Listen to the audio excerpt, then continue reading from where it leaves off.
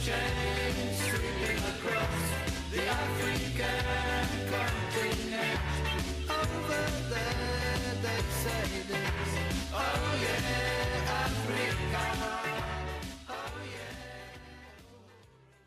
yeah. And welcome to this webinar. I would like to welcome you. My name is Vaughan Jones, and I'd like to welcome you on behalf of Union Chapel Church, where I'm the minister, and welcome you to this very important webinar during this very significant anniversary in the life of Namibia. And we're incredibly pleased to be able to host this in collaboration with Friends of Namibia. And I work on the assumption tonight that we're all friends of Namibia. But the organization, Friends of Namibia, brings together individuals and organizations who have Namibia's best interest at heart. And Union Chapel is a progressive church in Islington, North London, with a deep-rooted commitment to racial, social, economic and climate justice from the perspective of our radical Christian faith. And during the 1980s, I was involved in an organization called Church Action on Namibia, which was part of the charity Praxis, of which I was chief executive. It was a privilege then to get to know Namibians living in the UK and to work with so many dedicated people who longed for the apartheid regime in Namibia to end. We were just one small cog in an efficient machine. But this evening we are joined by two much bigger spokes in the solidarity machine. Firstly, in Namibia itself, and I would like to introduce Rusa Shipika, who was a student at the time of the struggle, but played an important and youthful role. She also visited the UK on behalf of the solidarity organisations. And we're also joined by Brian Wood, with a long career dedicated to human rights and a very distinguished role in support of Namibia at that crucial time of its history. But they will say more about that themselves. My role is to ensure that the discussion moves on smoothly, and I'm sure you will all be very familiar with Zoom these days. There are two facilities for you. One is the chat facility. You can use that to feed information to each other, links, contacts, suggestions. And the other is the Q&A facility. And that is the one I will be looking at as we're going along. And I will do my best to feed in the questions that you send in to the speakers. So let's get going. Rusa, I mean, can we start with you and allow me to ask you just to tell us something of what you were doing in the period immediately prior to independence and your feelings at the time, and you might tell us something as well about your trip to the UK. Okay, thank you so much, Vaughan. I was born in Walvis Bay in a very multicultural, multilingual, diverse background. At the time of the independence of Namibia, SWAPO, which was recognized by the UN as the authentic representative of the Namibian people, was waging a war of illegal occupation by South African against Namibians. So in 1984, a student organization called the Namibian Student Organization was launched. I was the Secretary of Women Affairs in 1988, and their sole mission was to mobilize students against foreign occupation and also to try to mobilize against a very repressive education system. So South Africa then in the 80s started having military bases near secondary schools, and NANSWA then led a national boycott against the South African occupation to remove the military bases from the schools. Obviously, because of that, I ended up in prison with lots of other Namibians.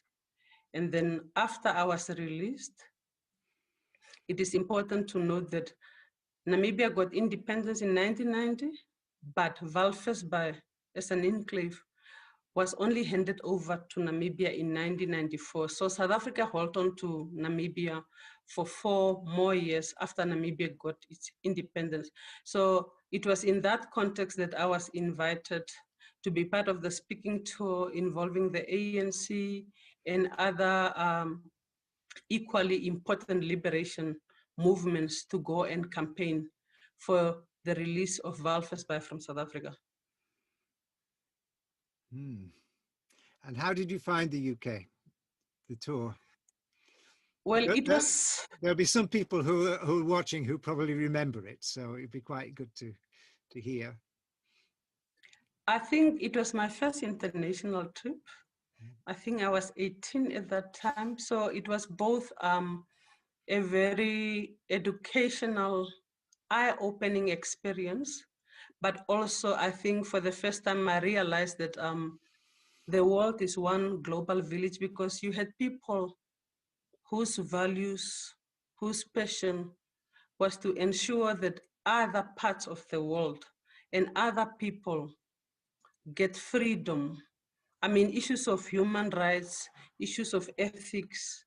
I think I got to meet people that I would normally not would have met. So it was an eye-opener. I think at the time, during the speaking tour, I got to meet Winnie Mandela, Adelaide Tambo. I got to meet people that I would not normally have met. Amazing. Thank you very much. And Brian, I mean, perhaps you could come here, and realizing perhaps that not everybody who is listening will be aware of the activities which fell under the broad umbrella term solidarity. Perhaps you could sketch out what was happening, what was done, to give us a flavor of what you and others were doing. Well, my involvement with the Namibians really began in 1978. And I was a student at London School of Economics. There was a meeting there. And that's when I first met the chief representative of SWAPO, had an office in London. And I had been, prior to that, working in solidarity with the struggle in Zimbabwe. And I had actually been born in Zambia. So we were part of the anti-apartheid movement, but we were concerned about what was happening with the countries around South Africa, because, you know, if you're familiar with the subcontinent, you know that South Africa is a much bigger, a more powerful country. And in the days of apartheid, the businesses and even the military and police and other diplomatic involvement and so on was, you know, affecting all the countries in the region. And there was a very intense armed liberation struggle going on in Angola and Mozambique. And so what was going on then was in a long tradition of solidarity that at least goes back to the Vietnam Solidarity Campaign, which was at its height in 1968, and even before that. So we had Zimbabwe Medical Aid. We were producing magazines. We used to go to all the anti-apartheid movement meetings. And of course, Nelson Mandela, the ANC, the South African struggle received the overwhelming bulk of the attention of people, the media. And, you know, it was difficult working on Zimbabwe because there were two liberation movements there, ZANU and ZAPU, and it was tough. But we did that, and then the Namibians needed extra help, and they'd started a support committee in, I think it was 1975, which had began after there'd been another society called the Friends of Namibia. The Friends of Namibia was something started by Randolph Vaughan, who is worth mentioning because he was a member of the Liberal Party in South Africa, in Cape Town, and he befriended the Namibian leaders like Toivo Yatoivo and Sam Mioma in Cape Town, and there were Namibian workers who went to work there. And Randolph was unusual. He was involved in publishing, and he actually was planting small bombs at the base of the electricity pylons, and the South African security police went after him. He managed to escape and come to London, and from London he networked amongst other people who were working on Africa, others who'd been in Namibia, like the Reverend Michael Scott, who had this organization called the Africa Bureau, and they, worked with South African exiles, anti-apartheid movement, and so on. And they started working to support the Namibians. And in those days, there were SWAPO, and there was another movement called SWANU, and they were given more or less sort of equal weight. And in fact, they were quite friendly, so that they organized speaking tours. They lobbied the British Parliament. They tried to go and see ministers. And, the issue was South Africa's illegal occupation of the country. So we had, apartheid, the apartheid regime, which was a crime against humanity. And there we had Namibia, which was known as Southwest Africa in those days, which was a colony of a regime that was a crime against humanity. So you couldn't get more of a crime of crimes than that, could you? So, the Namibian struggle sort of took off in a big way with the big contract workers strike in 1971, 72, and the World Court had just ruled that, or given its advisory opinion that South Africa was in illegal occupation. And one of the early founders of the Namibia Support Committee, Joe Morris, had been sent by Michael Scott to Namibia to speak with the workers and the people in the north of the country, where the workers had been flogged by the chiefs and abused by the security forces. And so Joe had come back, and the secretary of the anti-apartheid movement at that time, was Ethel de Keyser, encouraged Joe and Randolph to set up a support committee and not just a little friendship club, something that would be more active. And Randolph, supported that, as did the SWAPO representative at that time, whose name was Peter Kachavivi. Peter Kachavivi was a very impressive person and very creative. And so that began the support committee. And it was a kind of an unspoken deal made whereby the Namibia Support Committee wouldn't establish local groups, whereas the anti-apartheid movement had these local groups. But the Namibia Support Committee would be more activist. So they started doing the medical aid kits, raising money, packing up these kit bags that could be taken to the front, working on much more active work around economic relations. So they started questioning the British involvement in the uranium mining in Namibia, which was carried out by Rio Tinto Zinc, or RTZ. And they started documenting it. And unfortunately for Namibia, the contract for the British government's supply of that uranium was signed by Tony Benn. And Tony Benn was the sort of darling of the left of the Labour Party. And that made it quite difficult to get many people in the Labour movement to see that they needed to try and end that. But nevertheless, it was documented. They got it into the media.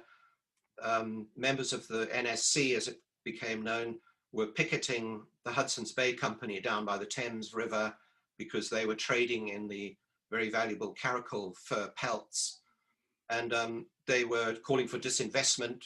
by the banks. So they worked with an organization called ELSA that was run by Dave Haslam and others. And so there was a lot of collaboration. And so when you talk about the Namibia solidarity movement, it wasn't just the NSC, it was a network of organizations, including church organizations, in particular Bishop Colin Winter, who had been, thrown out and expelled from Namibia, like some of his predecessors. And he'd managed to set up a network here, working with the anti-apartheid movement, of course, and also the International Defence and Aid Fund, which was quite a substantial organization that were helping political prisoners and their families. Of course, there were other organizations doing work, Amnesty International, for example. But the cutting edge of the NSC was to support SWAPO. And SWAPO had begun this armed struggle in 1966, and it had developed. And when the Portuguese coup, the Salazar dictatorship, was overthrown, both Mozambique and Angola were then more or less, there was a revolution there. Frelimo took over in Mozambique, and the MPLA, there was a civil war there, but the MPLA prevailed, and SWAPO was able to move its military wing into southern Angola, and also to set up camps because more and more Namibians were going across the border. So the Namibia Support Committee started stepping up its material aid for those camps, literacy materials, reproductive health for women. SWAPO had various sections like the SWAPO Women's Council, and I had a trade union movement. So there were all sorts of relationships going on there. There were some Namibian students began to come to the UK for studies. They were often got British Council scholarships or scholarships from the International University Exchange Fund, which was actually in a similar office to SWAPO at one point.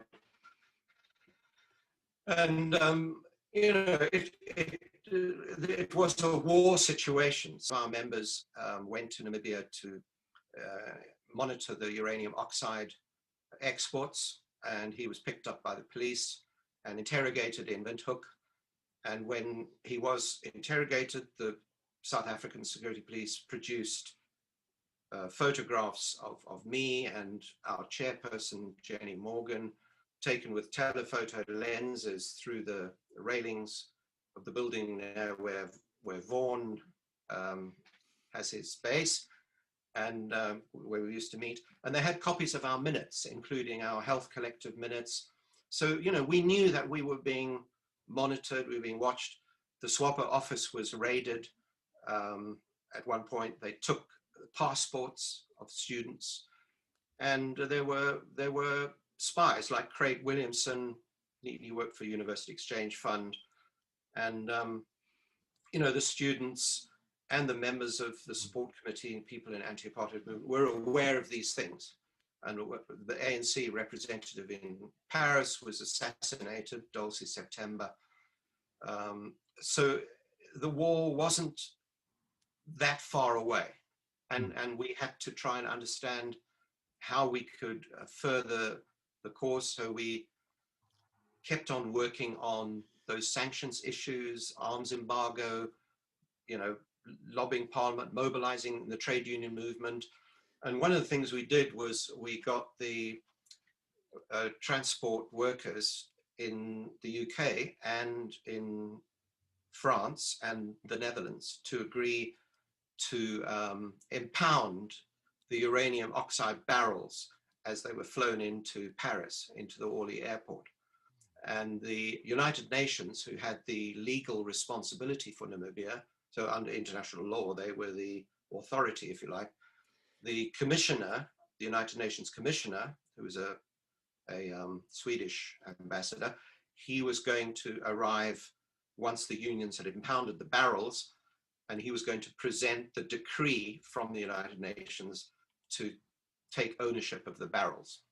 And unfortunately, it was publicized the day before, so we didn't manage to pull it off. But, you know, there were those kinds of things going on, and a lot of outreach work to people who are involved in anti-racist struggles in the UK. So we didn't see ourselves as separate from struggles like that. And the committee was, in fact, a very diverse composition of people, and a growing body of people relating to other organizations internationally. So they, Brian, that takes us sort of on to the next area. But just to interrupt slightly, there's a comment here from Jo Morris, who you just mentioned. And she's written, "Hi there, very good to hear this webinar. Just to be clear, it was Peter Kachavivi, the London SWAPO rep, who was behind the push to transform the Friends of Namibia into a more robust solidarity committee. He asked me to do this after I returned from a clandestine trip to Namibia in 1974. Ethel de Keyser advised me about structure, etc. But it was definitely a SWAPO request, which led to the formation of the NSC and a forthright and public opposition in the UK to South Africa's illegal occupation of Namibia." So that's really helpful. And I think one of the things that you were already beginning to talk about there was the number of different sectors, the number of different sectional groups who were involved: trade unions, churches, women, and so on. And Rusa, I'm wondering if you might sort of lead us on to talk a little bit about the involvement of the various groups and how that contributed into the liberation itself, but also perhaps how and whether that sort of those kind of groups have continued in the process that's taken place in Namibia since independence. Okay, thank you. I think from a women student activist point of view, 1988 was definitely the catalyst that really led to the students and the youth in Namibia deciding that enough is enough. But the students could not have done it on their own. So you had the teachers union, you had the workers, and then you had the church also. So I think it was very, very critical at that point in time that remember that there was also a ban on all political parties at that point in time. So the church was the one hosting most of the student groupings. So we had to meet under the disguise of having worshiping services and using those facilities of the church to actually plan and organize ourselves as the student movement. So the church played a critical, pivotal moment in our history in shaping the Namibia that we see today. But if I may just digress for 1 second, but currently I think maybe after 30 years of independence, we don't have that strong collaboration anymore. I think for me, the classic example is you will find church leaders asking the congregation to pray for rain.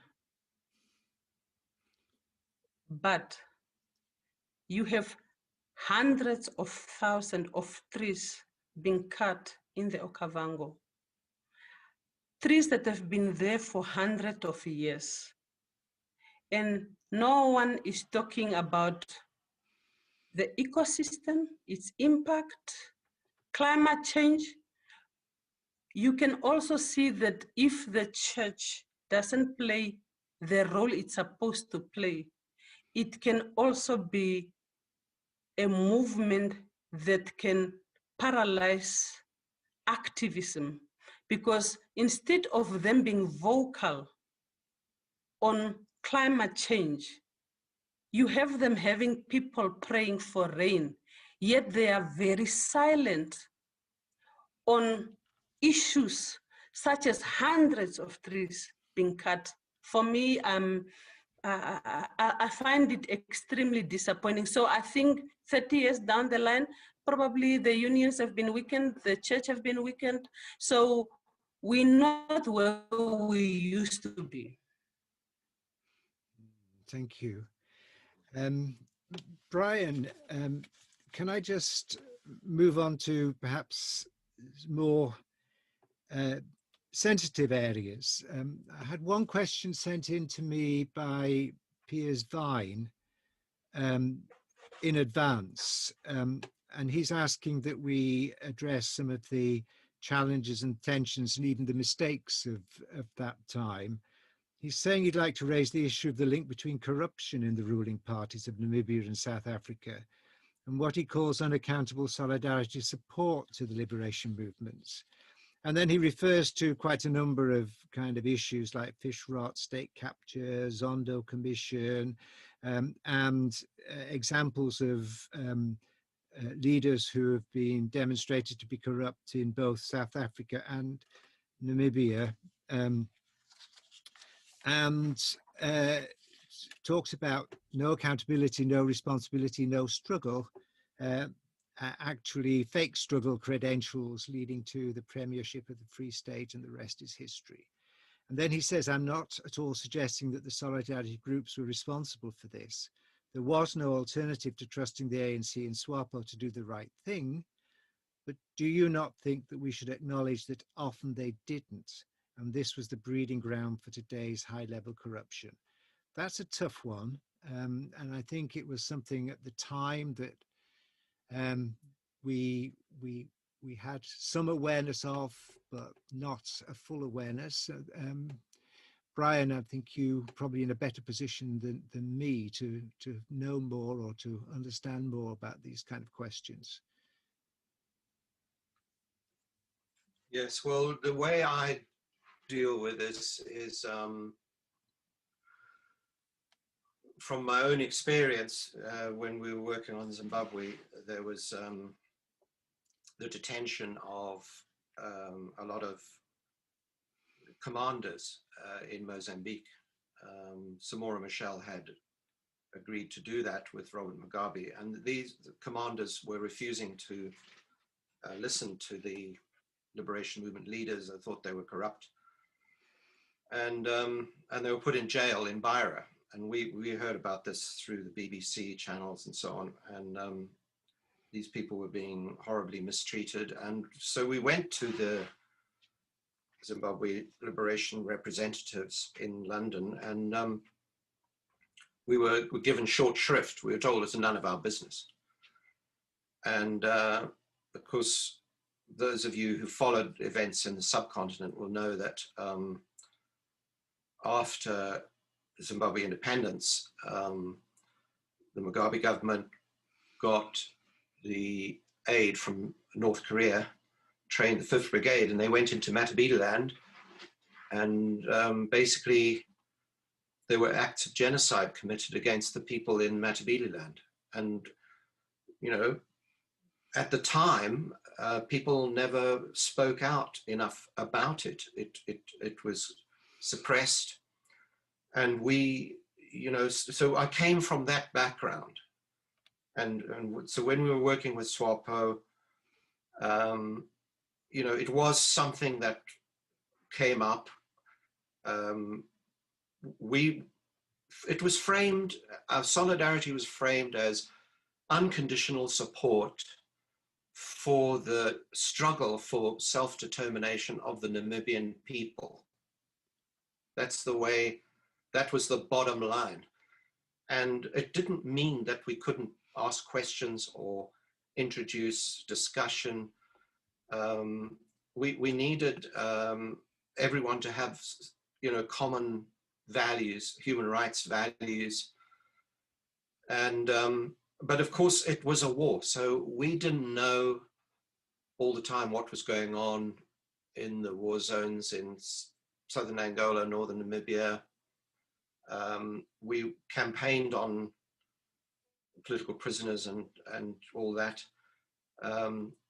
But, you know, it wasn't, there was a tradition of you're not there to tell the natives what to do. It's the country belongs to the Namibians and they will have to sort this out And there's a line at which, you know, it's slightly blurred. But what we did do was we introduced a lot of discussions around gender-based violence, sexual violence.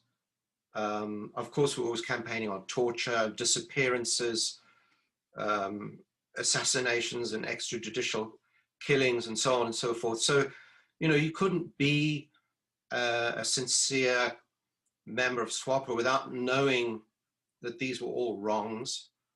As far as the aid is concerned, you know, we sent stuff down there, but we didn't manage to get any of the Namibia Support Committee people to the SWAPO camps.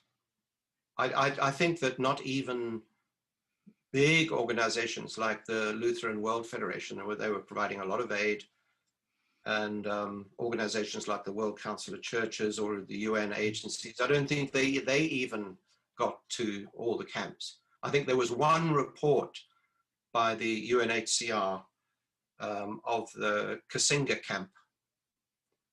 And of course, many of you will know about the massacre of the Namibians at the Kasinga camp in May 1978. It was a very, you know, terrible thing. South Africans described it as a terrorist camp, and the British media just bought that lock, stock and barrel. So, you know, we were running around trying to present the truth as we found it. But, you know, you can't be the judge and the jury from thousands of miles away. And remember, in those days, for most of those years, we didn't have internet.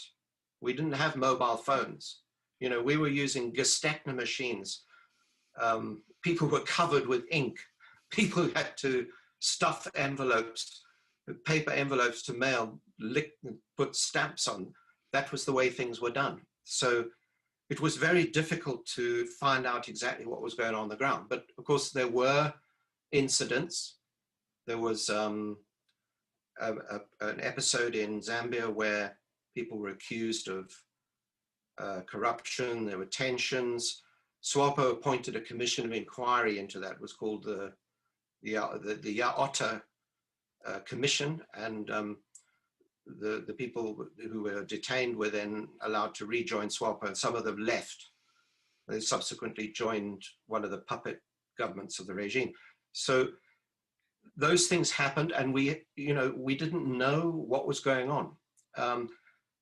As far as I know, there are two ministers in Namibia now who are in jail. One is the minister of, or maybe they're deputy ministers or the ministers, Rusa can tell us. One is from the Ministry of Justice, the other one is from the Ministry of Fisheries. And they were basically accused with a substantial amount of evidence of making money from the illegal distribution of licenses for fishing.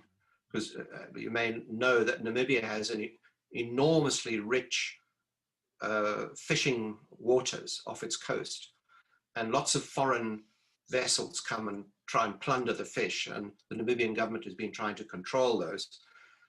And you know, there are other natural resources in Namibia that are hugely valuable. For example, the diamond trade, I've mentioned the uranium, there are other minerals. And, you know, like often with rentier states that are newly formed, that are a bit weak, they are vulnerable to corruption. And I agree with peers that the solidarity movement is now in a different phase.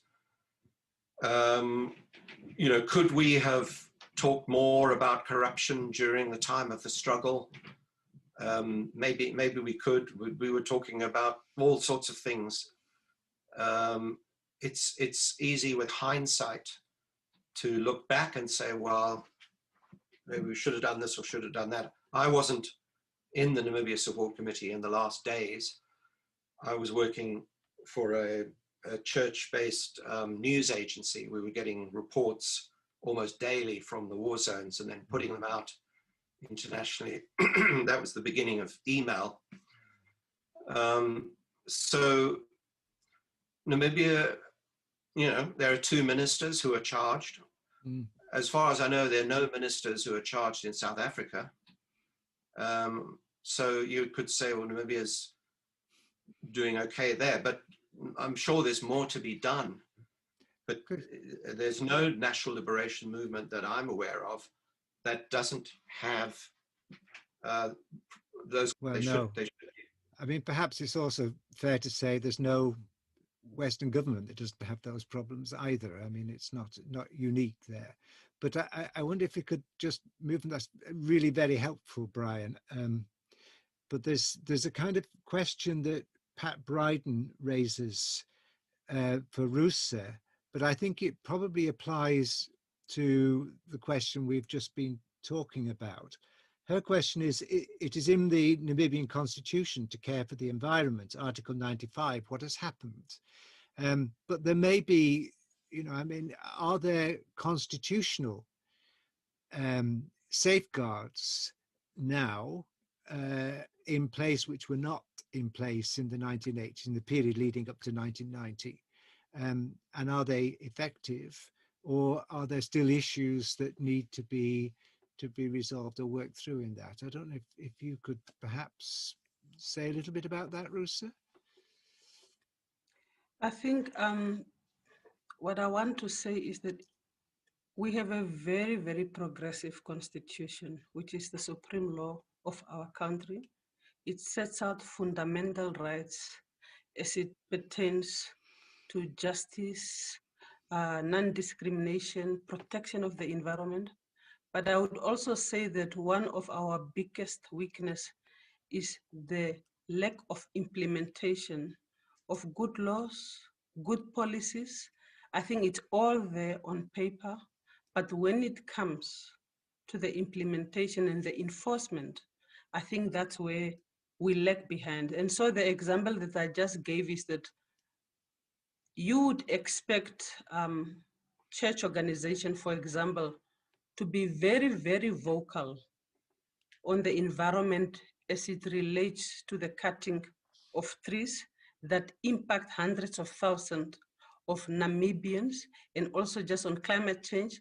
But as I've just alluded to earlier, they would rather ask their congregations to pray for rain rather than call for a national boycott, or at least have some of those people arrested, because they are very well known. So it's a question of enforcing. It's not a question of having frameworks. The frameworks are there. It's a question of enforcing, and maybe also it talks to us needing to have strong institutions, to have strong leadership, transformational leaders that make sure that we change things the way they are, because our aspiration as a nation 30 years ago was to create a more egalitarian society, to limit or to reduce the inequality. But what we have found now is that we have high increases in those that have and those that don't have. So it's really sad that we didn't meet the standards and the values that we have set for ourselves in terms of creating that society that we had aspired for. Rusa, also, I mean, there are kind of questions around participation in there's a question here to both Brian and Rusa, but perhaps you could start, Rusa. How do you get people outside the liberation movement and activists interested in supporting the struggle, particularly in the UK, where the struggle can seem far from people's concerns? And also, what role did music play in mobilizing support for political activism? And I have a vested interest in that because I played keyboards in Notting Hill Carnival in support of SWAPO. So there you go. And just an aside to you, Brian, just in addition to the question that you've just been talking about. Jeremy Sylvester says, as a solidarity organisation, we had to navigate a lot of misinformation. The issue of the SWAPO detainees was the most difficult that the NSC had to deal with. Our mindset was to doubt any negative stories about SWAPO, as we knew the South Africans wanted to discredit the nationalist move information. However, eventually the NSC did release a statement on the issue. I think Church Action on Namibia had similar kind of questions to deal with. So, but that's something there. But going back to the question about participation, music, a question from Linda Scott. My question to Rusa is, how can a spirit of volunteerism be encouraged in Namibia? So it's all the same kind of things. And Marion talking about asking, Namibians were educated all over the world during the years before independence and mixed with solidarity activists and many other people. Do you think this had an effect on Namibian society and politics after independence? So there's a whole raft of questions there. Perhaps dealing with the participation ones, first of all, and then looking at, yeah, just start with those. How to get people involved and actively engaged in political issues now.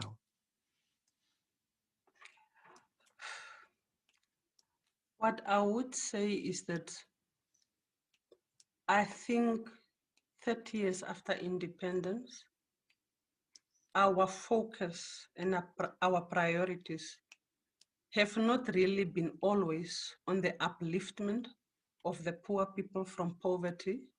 So the current mood in the country, I would say, is more of people having been demoralized, because I think they just expected more. They had higher expectation of a better life for all people. And I think that people that were born in 1990, some of them or most of them, they live in corrugated iron houses. So for those people, I think it's a challenge for them to realize that it's not yet Uhuru. So I would say that there's a little bit of a disappointment in certain sectors about where we are right now.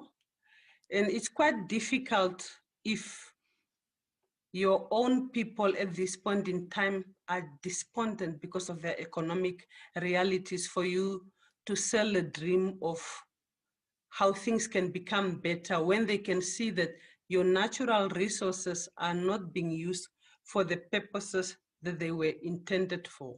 So when it comes to music, I would say our music have grown over the last 30 years. You have a lot of artists, upcoming artists that are kind of defining for themselves what music is, what their identity is. And I think that is one of the growing sector, especially involving the youth. So I think it's a growing sector. Mm. And this question about the students who were here, I mean, they were so important to the solidarity movement. Certainly, they were absolutely pivotal in Church Action on Namibia. Did the return of the students who've been educated all over Europe, I mean, did that contribute significantly with this after independence?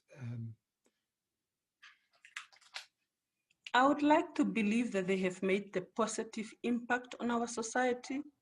I mean, at 1990, when we got independence, we didn't have so many skills and educated people. So I think those people, they came, they occupied very, very powerful, significant positions. I think they were the change makers, they were the change breakers. I think we respect them, we look up to them, we learn from them. They remain our inspirations. I think we are very proud of them because most of them now have gone into retirement. But in my opinion, they were very selfless people. They didn't want to be glorified. they spend all their time and all their energies trying to improve a better Namibia without recognition, without publicity. They just did it for the cause, and I think they have made great changes. And some of them probably are very disappointed in what they are seeing currently happening, because they have put all their times and all their energies in transforming society, and then you regressed in the way that we have regressed. Thank you. Brian, I mean, just the kind of bigger picture now, I mean, in terms of lessons learned from that period that really hold good and hold true for situations in the world today. I mean, we can think about what's going on in Ethiopia, Eritrea, Yemen. We can think of Western Sahara. I mean, there are so many situations where which are as desperate, you know, as Namibia was at that time. And are there big lessons that you would reflect on from all your experience? Well, I think, you know, one of the first ones is we respected diversity. You know, in the Namibia Support Committee, we had people from all sorts of backgrounds. We had war resistors from South Africa. We had people with different professional skills. We had people from the UK. We had men, women. We had lesbian, gay people. We had people of different races. We had people of, you know, some different nationalities. We welcomed people, and some of them were, you know, different political persuasions. And when I was there, I didn't mind if people were liberals, Labour Party people, Communist Party people, other independent people. You know, it didn't matter as long as they didn't bring that agenda to our work. If they were genuinely willing to work hard and devote themselves to helping the Namibian struggle, then they were welcome. And so we had, I think that was the first thing, and that we you know, we managed to grow on that basis. It was difficult to get funding, so we had to be quite, you know, use a lot of ingenuity there. We did manage to get some funding from the United Nations and from aid agencies. We also did public fundraising, and we did, you know, we fundraised for SWAPO as well, quite a lot, and we did music concerts. You know, we had some very big music concerts, and of course we had the single from the SWAPO singers that got onto one of the sort of music charts. So we had a lot of goodwill, a lot of voluntary work, people working week in, week out, day in, day out. So I think that was important, just that diversity, that creativity, that ingenuity, international links as well, because if you talked about the Namibia Solidarity Movement, it was a whole host of different organizations, including the Anti-Apartheid Movement and International Defence and Aid Fund, Church Action on Namibia, and other organizations in Europe, in North America, and in Africa, a lot of organizations. And when email became something we could use, then we were able to put a lot of information around. So the NSC was at, you know, part of the center of what was going on. And we had SWAPO members, students, officials coming in and out all the time. One of the big challenges we faced was name recognition. You know, the ordinary public, general public, didn't have a clue where Namibia was. They would never be able to. Like, people used to say, "What do you mean, Libya?" No, Namibia. And so we decided to have this big conference to mark 100 years of colonialism, and it attracted 300 and something people. It was the biggest gathering of Namibians outside of Namibia and outside of Angola and Zambia. It was the biggest gathering of SWAPO Central Committee members that had ever gathered outside Africa. And we had a lot of eminent scholars, professors, activists, and you know, people debated all sorts of issues. There were lots of papers given. We published them in a book. And of course, people like Ruth First, who'd been active on Namibia in the 60s and maintained her interest, but was assassinated in Mozambique. We paid tribute to her and to other people. Toiva Yatoiva, the Deputy Secretary General, or Secretary General of SWAPO actually was, he officiated the conference. So, you know, we had to try to establish that Namibia had its own history or histories. It had its own culture or cultures, its own complexities, all its languages, its culture. And in order to do that, we organized a kind of a cultural festival alongside the conference that was held at the Commonwealth Institute. And that was amazing because we invited, you know, all the diplomatic community, lots of eminent people went in this very plush theater, and the Namibians performed. There was a play put on called Class Struggle, and it was about the Namibians in the classrooms in the school, and exactly what Russo was talking about, where the South African army were trying to control them. So, you know, they read the poetry. There was a exhibition of John Mofegeo's woodcuts. John Mofegeo is a famous Namibian artist, and that was all there. And we had arranged for the SWAPO singers to come from Lubango in southern Angola, but the problem was their aeroplane was delayed. And we heard the day before that they weren't going to arrive. So what happened is the SWAPO students in the UK practiced for, you know, I think a little more than 24 hours, and they went on the stage, and we said, these are the SWAPO singers, but actually the SWAPO singers were still to get on the aeroplane.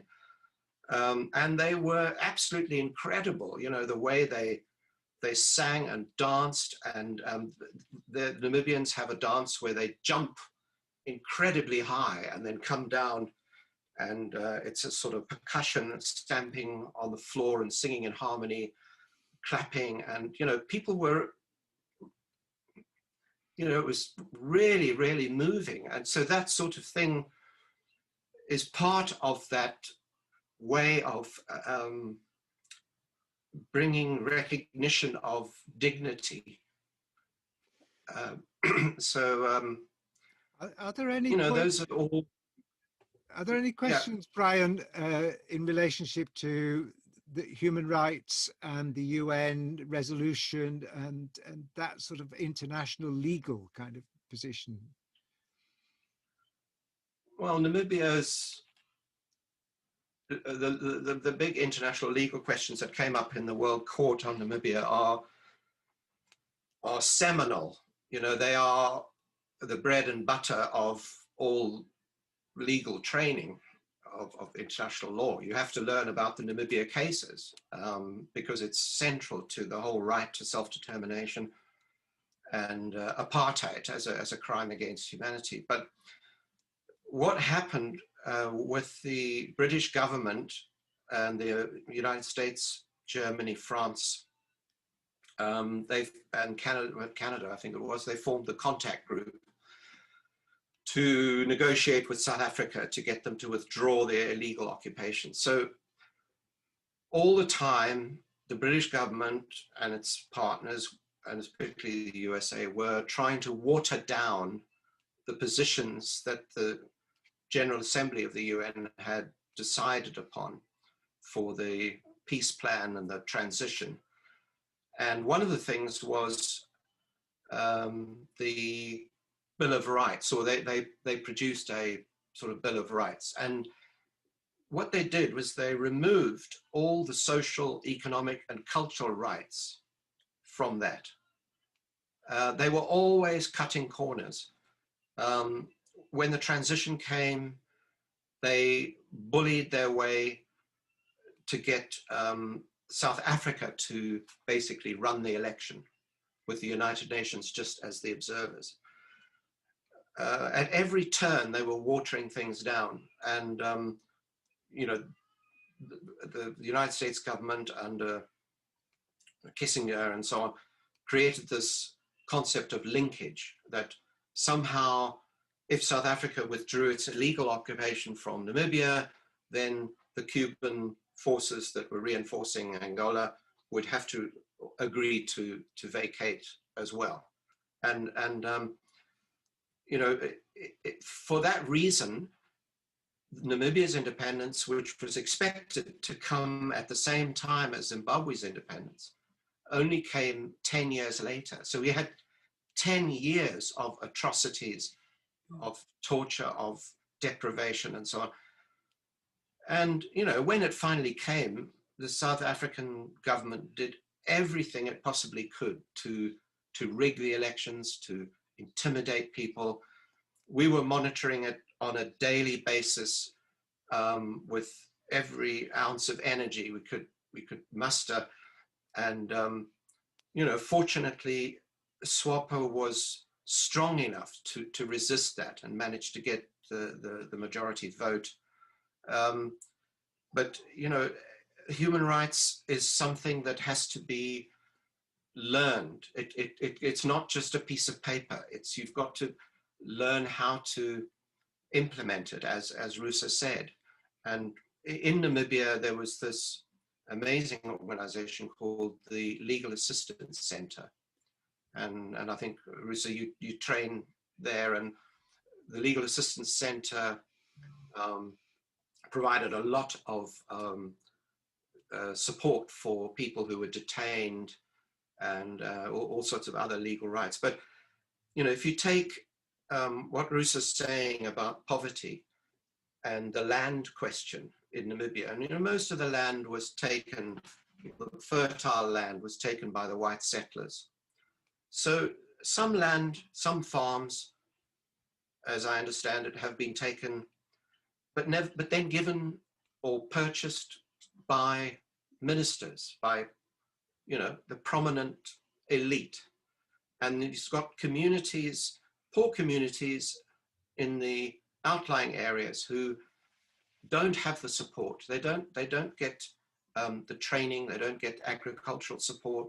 They're living in poverty. So the government should be moving the resources in the direction of those people. The disparity of income and wealth is enormous. You know, it's the same thing in South Africa and so on.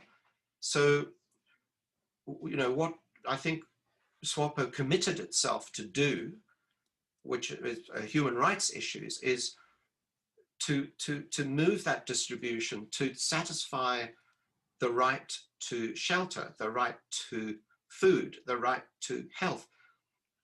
At the moment, the COVID pandemic is hitting the people in the areas where they're most vulnerable. They don't have hospitals and clinic facilities. They don't have respirators. Windhoek is better served, but in the outlying areas, they don't have that. And it was the same with HIV/AIDS. It was, you know, it was too slow. It was allowed to spread. So those are the, you know, if you like, the sort of cutting edge human rights issues that, you know, if we had a very vibrant solidarity movement, we could be trying to help people in Namibia with. And, well, even in the struggle days, during the war, we managed to create links between the Namibian students movement and the student movement in the UK, between the trade union movement there, the trade union movement in the UK, the women's movement there, the women's movement in the UK. We were linking with the Greenham Common Women because of the uranium, with organization of the women of African and Asian descent with Martha Osamor, all these activists here were being linked with Namibians, and so that was part of the solidarity. There's no reason why, you know, in theory, that can't still happen, but it requires resources, and where do those come from? And that's over to still to Can, people. can I just come Rusa, in? please come in. And also for you, what are the big pictures? What are the big lessons to learn as well? But carry on. Okay, thank you. I think that one of the big issues currently facing us as a country is the fact that I don't think that we are transforming at the level that we should transform in terms of changes, radical changes to institutions that will make sure that we implement policies that benefit the poor people, structural changes. And I think for me, power corrupts, absolute power corrupts absolutely. And what I find very funny is that resources that are supposed to benefit the poor are being allocated to those already privileged people. And as a result, the inequalities are increasing because the resources are not going to the people that really need them. And I think for me, that is really a tragedy of our time. So I think we also have a vibrant youth currently, and moving forward in the future, I think they are defining for themselves their struggle, their focus on improving their lives, especially all those young people that were born in corrugated iron houses. And all their life, that's all what they know. So I think young people definitely moving forward, they should demand a seat at the table. Their dreams are valid. They must define it for themselves, because you also have to be very realistic about countries that are being led by octogenarians and the fact that they have very limited time and they cannot be the ones leading the struggle to transform the country from a poor country to where everybody has access to opportunities and access to equal wealth and equal health. I think what I find very strange is when people are donating charity philanthropic. But if you had proper institutions, if you had directed the resources to the people that needed it, you didn't have to give those donations because those people would have been empowered. You are empowering people because you benefited from something that you should not have benefited from because you are already privileged. And I think those are the challenges of our times. Thank you. Just one message there from Tom. Congratulations to all the Namibians who voted today in the regional and local authority elections. Did you vote, Rusa? Free and fair elections with, well, congratulations to you then. Free and fair elections with Namibians participating all over the country is a symbol of the huge achievement won with independence. And that sort of leads us on to perhaps drawing some conclusions, because I know that Zoom meetings are not as satisfactory as meetings sitting in the room with everybody, and there isn't as much interaction. So perhaps we can begin to wind up this discussion a little bit, but I really think that we should just pause to say, well, what was really achieved in, what is the big achievement of Namibia? I mean, this is an occasion to celebrate. I've worked and known refugees from many countries, but the Namibians were the only group of refugees who we went together all at the same time to, I think it was Heathrow or Gatwick, probably Gatwick, where the UN had chartered a plane for them to go home. and they all got on a plane with more luggage than you've ever seen in your life, and they went home. And I can't think of any other refugee community where that has happened. And I remember just going home from Gatwick Airport thinking, what do we do now? They've gone.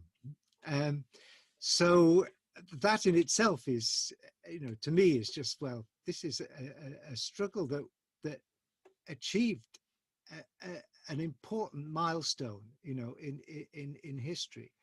And I wonder, starting with Brian, and give the last word to Rusa, I mean, what do you feel are the achievements, and what are the things to celebrate at this point in time? Well, when I compare Namibia to some other similar countries, the first thing I think of is that the Namibians at least have enjoyed peace in the sense of not having armed conflict. There was an attempt up in the Caprivi to, launch some armed struggle there, and that was misguided. And there was, for a while, an involvement in the Congo that the SWAPO leaders had decided to send soldiers in there, as did several other African countries. And it was Africa's Great War, it was called. And that's another whole topic that could be discussed, but Namibia's had peace in that sense. But, as Rusa says, the people need much more empowerment. The literacy rate in Namibia, I read, was now somewhere in the region of 80%. And at independence, I think it was 20% or maybe even less than 20%. So, there are advances that are not that visible and maybe not that spectacular, but this is the future generation. I've been reading some of the reports from the university, and some of it's very impressive. That never existed before. Namibia has fabulous wealth, potential wealth in its natural resources, and some of that's going into revenue, and that revenue can be restructured. So there is hope. I don't know what more to say. I'm not following what's going on in the country every day, but I think that my experience of being with the Namibians is always amazingly warm, and Namibians are not people who get up and brag and be very loud and pretend that they know everything. There's usually is kind of a humility and a sense of wanting to build their own country. And you think of the so many different languages and different ethnicities and so on in Namibia, and they've managed to hold it together. So this, the sort of rally cry of SWAPO, which was one Namibia, one nation, and in a way, that has been a big achievement, just doing that. And then, of course, having these elections, there's opportunity there that has to be grasped. And I agree with Rusa that the next generation of leaders needs to come forward, people who have experience of building democratic organizations from the grassroots, from the communities. That's the next generation. And then they have to tame the international businesses, because they are always waiting, lurking to get their hands on the wealth. You've got to negotiate toughly with them. Anyway, that's what I think. Thank you very much. Thank you. Rusa. I think my final thought would be to say we are probably one of the success stories of the UN in terms of implementing Resolution 435, a peaceful transition. I think we should be very proud as Namibians of that. I also feel that our constitution is one of the best constitutions in the country. We uphold the rule of law. Fundamental rights such as free speech are very, very important to us. I also think that for young people, it's very, very important that whilst they define their struggle, that they do it without insulting, without inciting violence, without causing division. They have a right to be heard, but they don't have to use profanity for them to say what they want the powers that be to say. The one issue that I wanted to conclude on is the issue of women's rights and gender. I think I would like to advise young activists to say, society is generally very, very harsh on women because of the patriarchal society that we are living in. But also sometimes women are very harsh and hostile towards other women. So I would like to say it's very, very important that women's rights are respected because we are currently experiencing a high level of gender-based violence. And I think it's because of a patriarchal society. So I think that was my concluding remarks. Thank you. Rusa, thank you so much. Well, it's been a really fascinating hour and a bit that we've spent together, and really interesting, really exciting for me just to see names in the attendees list. You know, names of people I haven't seen for 30 years, maybe, and that in itself has been very good, but we didn't want this year to go unmarked. I think the intention has been to have something on a much grander scale, something much more engaging and interactive, but the COVID situation hasn't allowed that to happen. But at least we've been able to do this. And the technology has given us the opportunity to hear from somebody who was so intricately involved in the whole business here in the UK, Brian.